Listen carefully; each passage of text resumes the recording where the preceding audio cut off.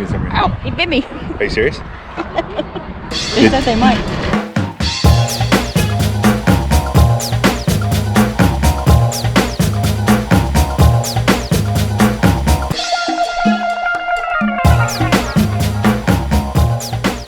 If you want to get out of the city for a little bit, take the 101 North and start driving the iconic scenic route.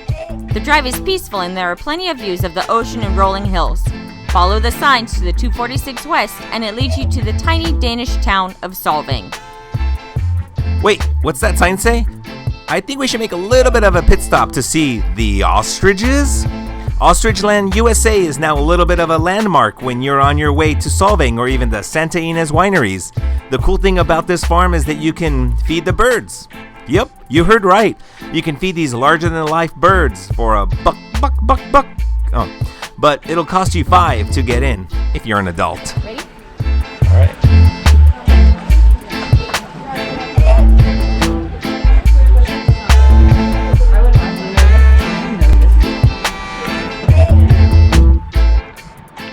We'll see how this goes. And you guys want to speak a little bit.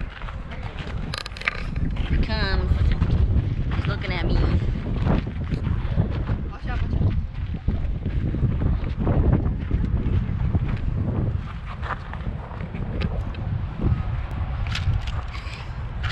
He's messy.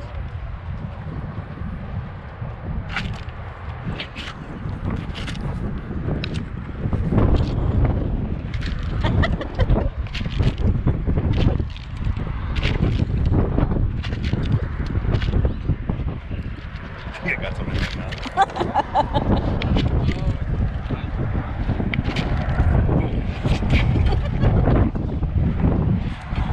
Right there.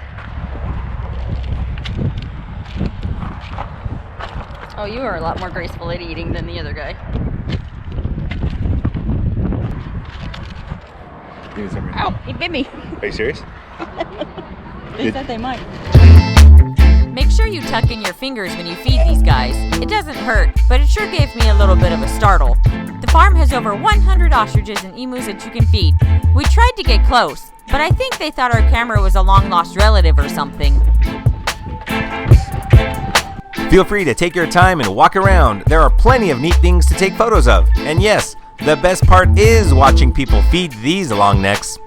The gift shop has tons of bird-themed items, and I hear you can even buy ostrich eggs and meat. Yummy!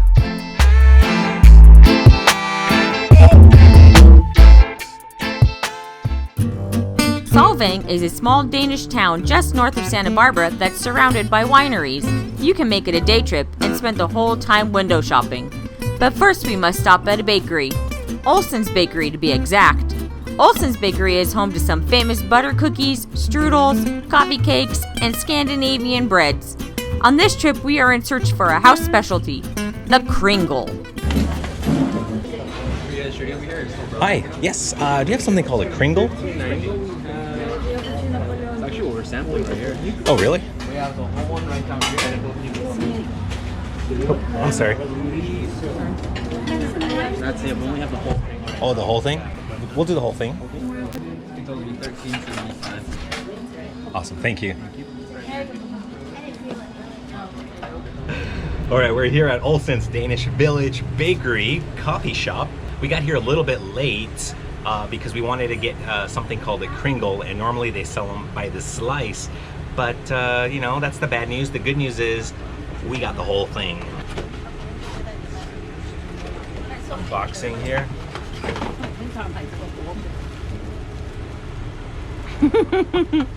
This is the size of my head, bigger than my head.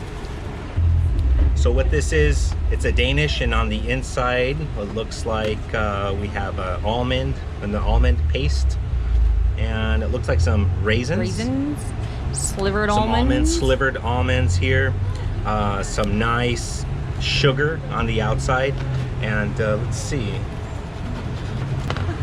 Let's take a look here, as you can see here. Very flaky. So it looks like there isn't a lot of filling inside, but just by looking at it, it looks like pretty dense. So let's see.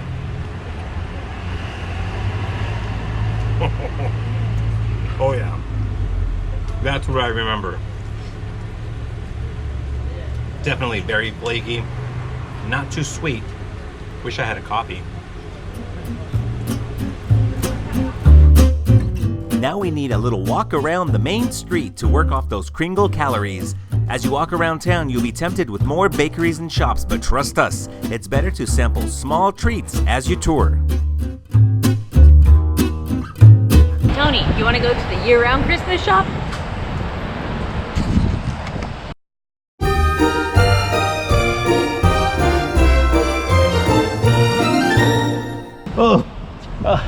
I don't think I could do it. That's way too much Christmas for me. Oh, God. The Copenhagen House was originally built by 3 Danish immigrants who shared a dream of establishing a Danish town. This building was once a bank and housed the offices for the Danish American Colony Company. The building burnt down in 1925, but was rebuilt in 1926. It's now a jewelry store, and the safe houses a mini museum. Just so you know, for the most part, all of the souvenir shops sell the same things. You don't want to miss this traditional dessert the town has to offer, the Abelskiver. It's pretty much fried dough covered in jam. It gets its unique taste and texture from the pan it's cooked in. You know what time it is? It's cuckoo time. This shop sells tons of handmade cuckoo clocks that you can get up close and personal with.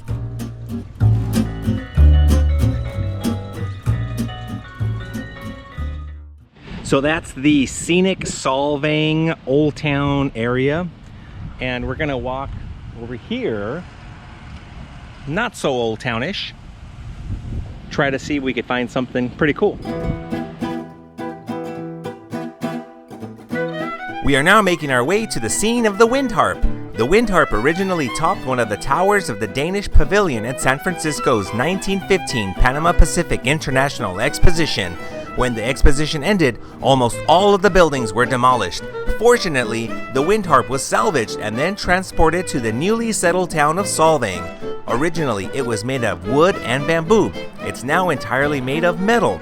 The harp works by being spun as the wind passes through it, creating a variety of musical tones depending on the weather. The historic harp now stands behind a nursing home, playing music and singing the history of Solvang.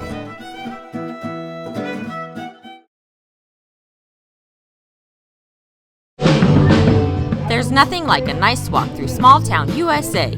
On this day, everything felt complete with a community concert, a tour of the Hans Christian Andersen Museum, you know, the guy who wrote The Little Mermaid and The Ugly Duckling, and even a stroll through a farmer's market.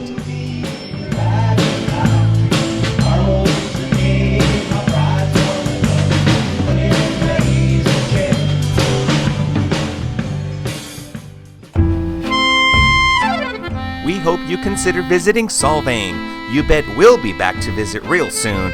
Aside from its Danish charm, the town offers a small brewery scene, and of course it's known for plenty of wine shops.